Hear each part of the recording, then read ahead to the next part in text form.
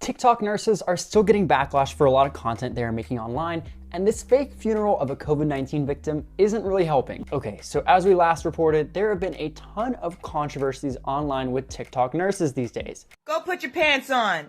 No. Pants time. No. The last we spoke about this, there was a debate if nurses should even be on TikTok to help with educational efforts in the current day and age.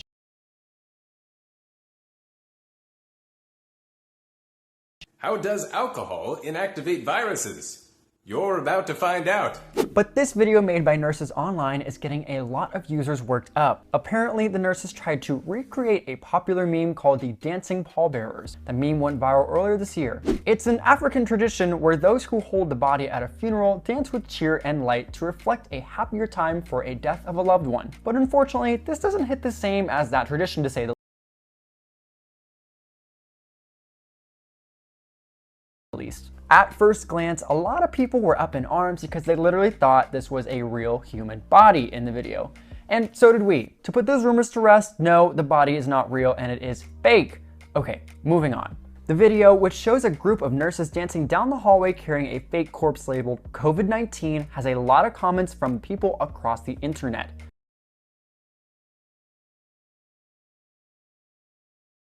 Some people called something like this gross and distasteful. Some of the tweets we even found read, "This literally might be the single most tasteless thing I have seen all year, and 2020 has been horrendous." Another wrote, "6 people and not one stopped and said, this might not be a good idea." Some thought the video was in poor taste, but there were actually some others who defended the healthcare workers, and they were trying to blow off some steam on the job.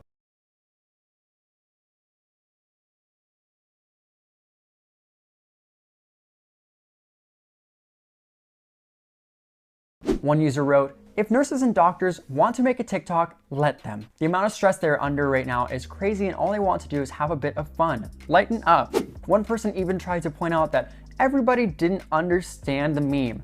They wrote, "They are carrying COVID-19's dead body because they just beat it." To the sound of a funeral meme that has been going around, I think people are overinterpreting this TikTok.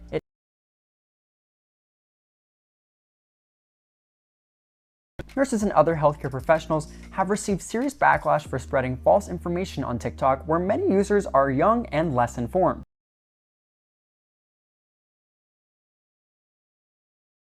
One nurse's TikTok making fun of patients' pain went viral and even sparked the hashtag #PatientsAreNotFaking in retaliation.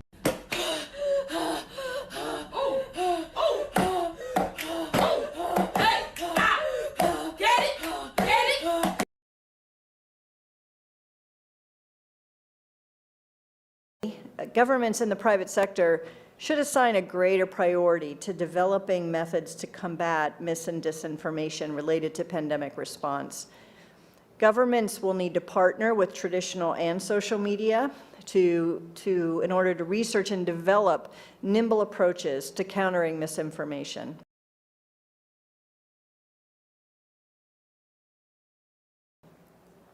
For their part, media companies, we believe, should commit to ensuring that authoritative messages are prioritized and really false messages are suppressed.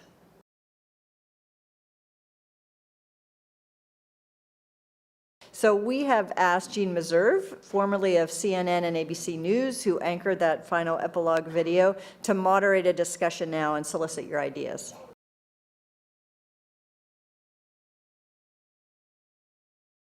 When the rubber hits the road, if you don't have well-established standalone coordination mechanisms that bring the right players together to make decisions on how best to respond across a sector, then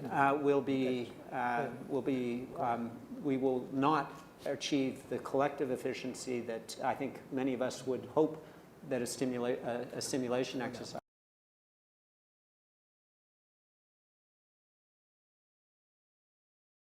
So any ideas on how to do that? How do we centralize that information in order to get situational awareness, set the priorities, establish the communications protocols?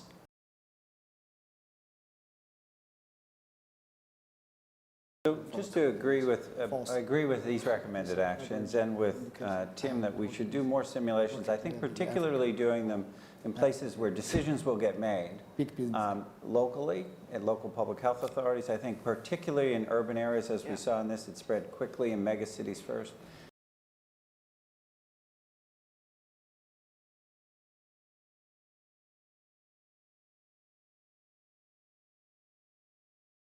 And according to a new article in the Washington Post, the popular app TikTok may be censoring information about protests in Hong Kong. The app is owned by the Chinese company ByteDance. According to the Post, searching the app for the protests yields few results despite the presence of them on other sites.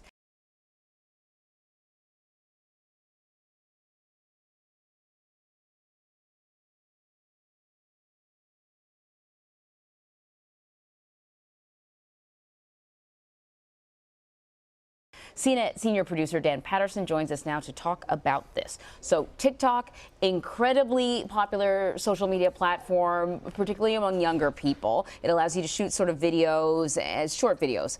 And so it seems like there's some censorship going on, because if you're in China and you go on TikTok, you can't find anything about the Hong Kong protests that continue.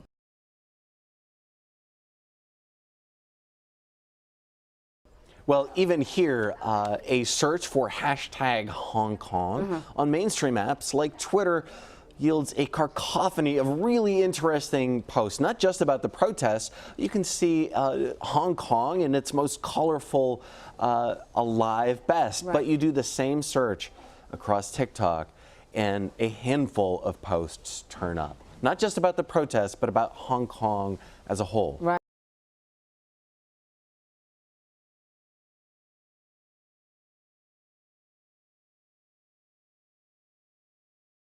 Right. And I remember in talking about this story, and I think it might have been with you, we had talked about how Chinese government, it appears, have been regulating or controlling the narrative about these protests on other social media platforms. How is what's happening on other social media platforms different than what's happening on TikTok?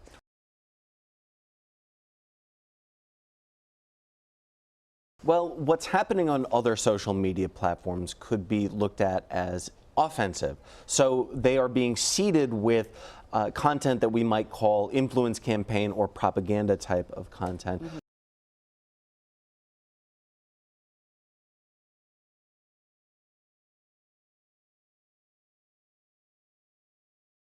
What's happening on TikTok is a little different because TikTok's parent company, ByteDance, is Chinese.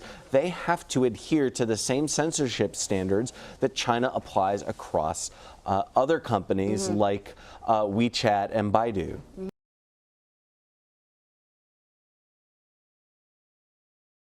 Has ByteDance responded to these allegations? They have, Anne-Marie. They have said, hey, look, our app follows the same guidelines that other apps in the U.S. follow. We have a U.S.-led team that does content moderation based on U.S. cultural standards. But according to the Washington Post and our own phone calls, which were unreturned, we have no idea who those content moderators are, what their standards are, where they live, what they do, how they... So there's a lot of opacity when it comes to what they are filtering and how they are filtering it.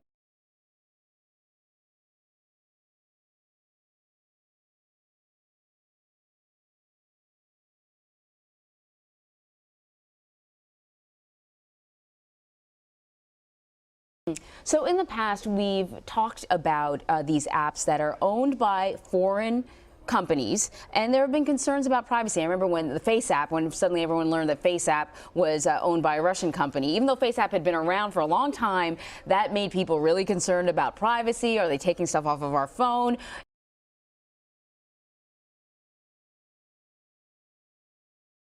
So when it comes to apps like Face app or, TikTok, does TikTok have sort of the same level of concern, considering it's the Chinese government? And we know sometimes, they don't have the same boundaries as we do. Yeah, let's put something in perspective here. Uber, an American company, was valued at the end of last year at $72 billion. TikTok's parent company, ByteDance, valued at $75 billion. That gives you a sense of the scale of what's happening here.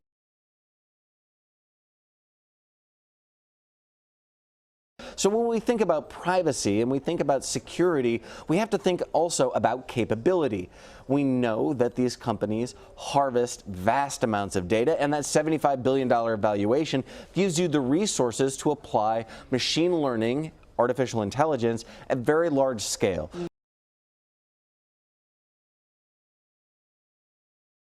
So we also know that these companies, particularly ByteDance, are really good at analyzing information like facial recognition data. So I don't want to say that a particular practice is happening, especially when we have such opacity here. But again, let's come back to the word capability or capacity.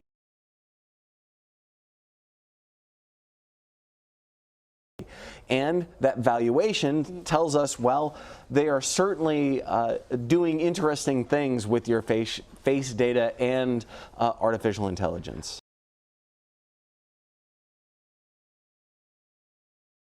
So TikTok is extremely popular outside of China. There are other Chinese apps. Why is TikTok so popular? Well, TikTok has kind of hit the zeitgeist in ways that appeal to what we as Americans like to do. In fact, the NFL has signed a deal with TikTok. Look, memes and short form content are incredibly popular because they're easy to consume.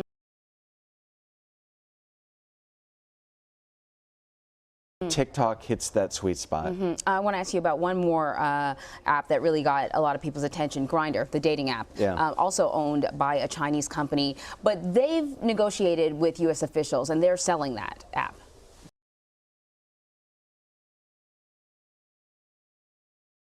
Correct. They're selling the data involved with the app, and the app itself appears to be for sale.